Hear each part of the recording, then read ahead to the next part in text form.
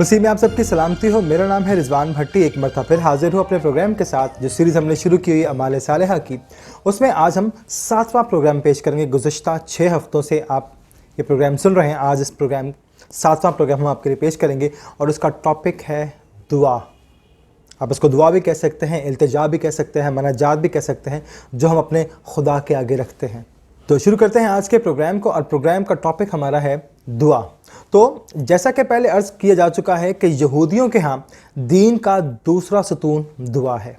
वाकई बहुत अच्छी बात है दुआ करना, इबादत करना, कि इंसान अगर खुदा का बंदा है तो वो अपनी ज़िंदगी का इजहार खुदा के आगे सजदा रेज़ होकर कर सकता है, इकरार कर सकता है, सारी बातें उससे मांग सकता है, जो कहना चाहता है अपने खुदा से कह सकता है, क्योंकि वो मुश्किल कुशा है, वो ही हाजत रवा है। लेकिन उस ज़माने में कुछ यहूदी रहनुमा भी थे जो इस बात को ऐसी मुश्किल शक्ल दे रहे थे कि ऐसे नहीं हो सकता, दुआ ऐसे नहीं हो सकती, दुआ ऐसे नहीं हो सकती।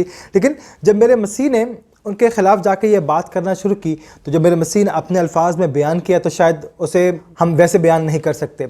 हम कलाम खुदा की वो इबारत नकल करते हैं जो सैयदना मसीह ने अपने खुतबे के दौरान बयान की थी। अगर हम मत्ती रसूल की मार्फत लिखी गई इंजील उसका 6 बाब और उसकी 5 से 8 आयत तक पढ़े, तो हमें पता चलेगा कि मेरे मसीह ने जो फरमाया, जब उन्होंने फरमाया तो कहा कि जब तुम इबादत करते हो तो रियाकारों की तरह शक्ल मत बनाओ, क्योंकि वो इबादत खानों और बाज़ारों के मोड़ों पर दुआ करना पसंद करते थे, ताकि लोग देखें कि हाँ वो दुआ करते हैं। मैं तुमसे सच कहता हूँ कि वो अपना अजर पा चुके। बल्कि तुम दुआ करते हो तो कोठड़ी में जा, कोठड़ी का दरवाज़ा बंद कर और अपने बाप से दुआ कर जो पोशीदगी में है। उस सूरत में तेरा बाप जो पोशीदगी में देखता है तुझे बदला देगा।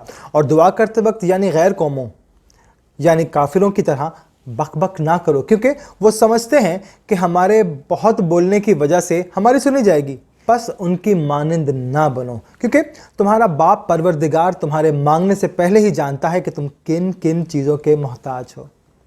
ये बहुत सीधी सी बात है। और उस ज़माने में बहुत यहूदियों को ये बीमारी थी। उन्होंने अपने औकात मुकर्रर किए हुए थे दुआ करने के, कि जैसे उनके औकात के अलावा खुदा मिलता ही नहीं, ज़ाहिर नहीं होता, इतना मसरूफ़ जो है, और भी काम है दुनिया में करने के, लिहाजा उस औकात कार में और उसके अलावा खुदा नहीं मिलता। तो खुदा से अगर मुलाकात करनी है तो सिर्फ दुआ के वक्त ना 1 मिनट आगे ना 1 मिनट पीछे। ऐसा ना हो कि मुसीबत हो जाए, दरवाजे बंद हो जाएं, सुनने वाले कान किसी और चक्कर में लग जाएं। तो आपने फरमाया कि देखो जो तुम खड़े हो जाते हो, ये खड़े खड़े बातें करना, इबादत खानों में बाज़ारों में खड़े होकर ये हरकतें छोड़ दो। अगर इबादत का वक्त है तो आपका उसके बग़ैर कोई चारा नहीं, उस वक्त ही पढ़ना है। तो आप उस वक्त इबादत में होते हैं, इबादत खाने में होते हैं। ये रास्ते में खड़े होकर आपने कैसी हरकतें शुरू कर दी हैं? या घर में होते क्यों बाहर निकल आए थे कि दुनिया को दिखाना ज़रूरी था कि हम इतनी दुआ करते हैं? ये तो खुदा और इंसान के दरमियान एक रिश्ता है। एक दूसरे इंसान से तो कोई ताल्लुक़ नहीं इस बात का मैं दुआ मांगता हूँ या नहीं मांगता, ये मेरा और खुदा का रिश्ता है। ताल्लुक़ जो है वो ज़ाहिर करता है वो जाने और मैं जानूँ, इसका ताल्लुक़ सिर्फ हम दोनों के दरमियान है। तो मैं दूसरों को क्यों दिखाऊं कि मैं इतनी दुआएं करता हूँ? मैंने इतनी लंबी तिलावत की, फिर ज़ोर ज़ोर से तिलावत की, फिर ज़ोर ज़ोर से तिलावत करूँ ताकि सबको मालूम हो कि मैं पढ़ता हूँ और मुझे खुदा ने कैसी ज़ुबान दी हुई है। ये तो लोगों की बात है, लोग मेरी तारीफ़ करें कि देखो कितनी अच्छी तिलावत करता है, कितनी अच्छी दुआ करता है और लंबी लंबी दुआ करता है। लेकिन ऐसा ना हो कि जैसे इब्ने इंशा और औरंगज़ेब आलमगीर के बारे में कहा गया था कि ये इबादत गुजार हैं, परहेज़गार हैं, हमें इन्हें वलीउल्लाह कहना चाहिए, लेकिन हम बादशाह का जिक्र कर रहे हैं। हमने भाइयों की जानें धोबर कर दी हैं, हम उनकी जान लेने के दर पे हैं।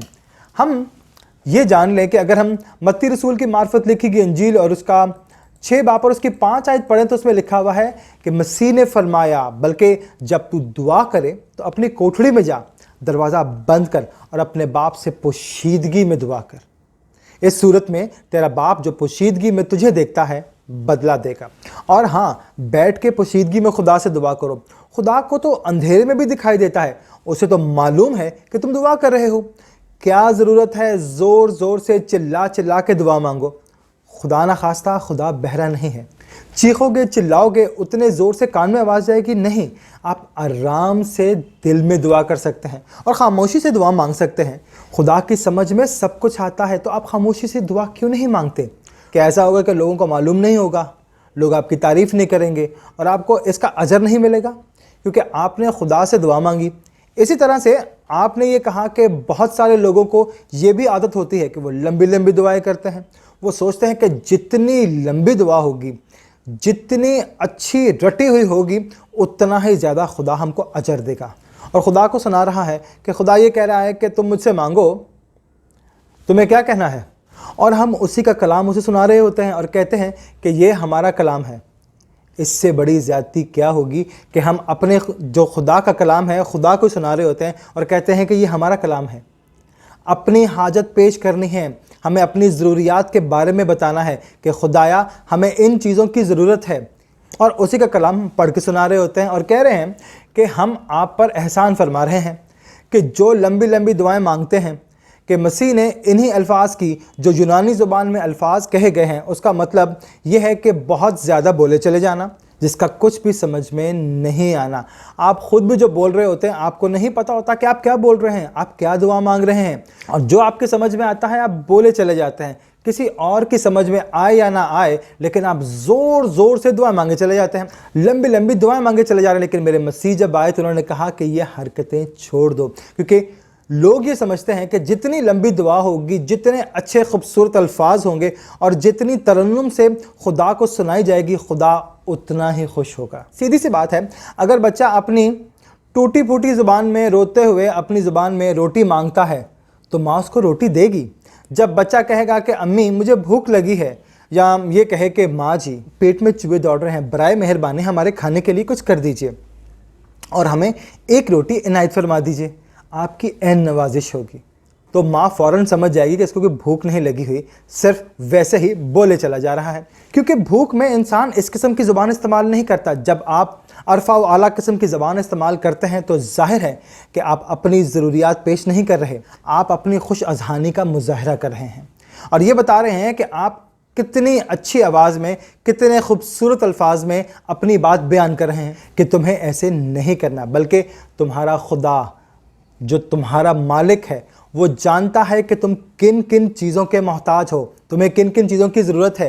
तो आप दुआ के ज़रिए खुदा को मालूमात में इजाफ़ा मत कीजिए, आप उसे सिर्फ ये कहें कि खुदाया तू जानता है कि हम किन किन चीज़ों के मोहताज हैं, तू हमें अता कर। आपने तो पूरी लिस्ट उसके आगे रख दी कि आपका ये एहसान होगा अगर आप ये सारी चीज़ें हमें फ़राहम कर देंगे। तो हमारा बाप जो जानता है कि हम किन किन चीज़ों के मोहताज हैं और वो उस मुकर्ररा वक्त पर हमें वो हर चीज़ मुहैया करता है।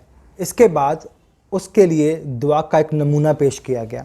जब मेरे मसीह ने दुआ करना सिखाया तो उसने कहा कि देखो तुमको ऐसे दुआ करनी है। तो आपको ताज्जुब होगा कि उस दुआ में आपने क्या कहा। आपने कहा कि जब दुआ मांगो तो इस किस्म की दुआ मांगो कि ऐ हमारे बाप, तू जो आसमान पर है, तेरा नाम पाक माना जाए, तेरी बादशाही आए, तेरी मर्ज़ी जैसे आसमान पर पूरी होती है ज़मीन पर भी हो। हमारे रोज़ की रोटी आज हमें दे, और जिस तरह हम अपने कर्ज़दारों को मुआफ़ करते हैं, तू भी हमारे कर्ज़ हमें मुआफ़ कर। हमें आज़माइश में ना ला, बल्कि बुराई से बचा, क्योंकि बादशाही और कुदरत और जलाल हमेशा तेरे ही हैं। आमीन। आप ये देखें कि सीधी सी बात है कि पहले खुदा की तारीफ़ की गई है, उसके बाद उस बात का इकरार है कि अगर हमारे पेट में रोटी नहीं पड़ेगी तो फिर हम तारीफ़ नहीं कर पाएंगे। और हमने दूसरों को माफ़ कर दिया है, हमें भी माफ़ कर दीजिए। आखिर में आपने फरमाया कि अगर दूसरों को माफ़ नहीं करोगे तो तुम्हारा परवरदिगार भी तुम्हें हरगिज़ माफ़ नहीं करेगा। यूँ समझ लें कि तमाम दुआएं, तमाम इबादत का खुलासा ये नहीं कि आपने कितनी लंबी दुआ की या आपने कितनी खूबसूरत ज़ुबान में दुआ मांगी है, बल्कि ये है कि अगर आपने दूसरों को माफ़ करने का फ़न सीखा ही नहीं, अगर आपकी इबादतें इतनी लंबी लंबी हैं कि और आपकी दुआएं इतनी लंबी लंबी हैं, लेकिन अगर आपने दूसरों को माफ़ करने का फ़न नहीं सीखा तो आपने इबादत के मफ़हूम को समझा ही नहीं। वो इबादत जो माफ़ी नहीं सिखाती वो इबादत नहीं है।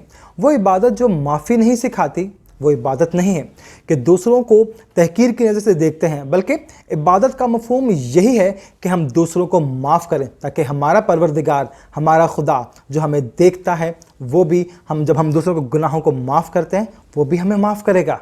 सैयदना मसीह ने बिल्कुल वाज़ेह तौर पे फरमाया कि अगर तुम दूसरों को माफ़ नहीं करोगे तो तुम्हारा परवरदिगार तुम्हें भी माफ़ नहीं करेगा। इसलिए जो काम हम खुद करने को तैयार नहीं हैं, हम उसका तकाज़ा खुदा से कैसे कर सकते हैं? तो दुआ इबादत बहुत अच्छी है, लेकिन अगर मुनाफ़िकत का रंग पहना दिया जाए, ढिंढोरे पीटे जाएं और अपनी तस्वीर खिंचवाई जाएं और तस्वीर अखबारों में और टीवी पे दिखाई जाए, तो जाहिर है कि ये मुनाफ़िकत के अलावा और कुछ भी नहीं है। और फिर अगर ये सारी लंबी चौड़ी इबादतें करने के बावजूद भी हम अपने मुखालफीन, अपने दुश्मनों को माफ़ नहीं कर सकें, उनसे इंतकाम लेने के बारे में सोचते रहें, दूसरे लोगों को उकसाएं, बल्कि अपने साथ मिलकर दूसरे लोगों को ये तरबियत दें कि तुमने बदला लेना है, दूसरों से इंतकाम लेना है, तो हमने इबादत का मफ़हूम समझा ही नहीं। खुदा की इबादत इंसान को खुदा जैसा बनाने की कोशिश करती है। अगर हमने माफ़ करने का अमल नहीं सीखा तो फिर हमारी दुआ ही नहीं थी, हमारी इबादत इबादत नहीं थी, हमारी तिलावत तिलावत नहीं थी, ये वक्त का ज़िया था, उसके अलावा और कुछ नहीं था। बल्कि हमने अपने किरदार को मज़ीद घिनौना बना दिया कि खुदा का नाम लेते हैं, खुदा से दुआएं मांगते हैं और उसके साथ दूसरों से नफ़रतें भी रखते हैं। ना सिर्फ दुआएं मांगते हैं बल्कि बद्दुआएं भी मांगते हैं और खुदा से कहते हैं कि वो हमारे दुश्मनों को गारत कर दे।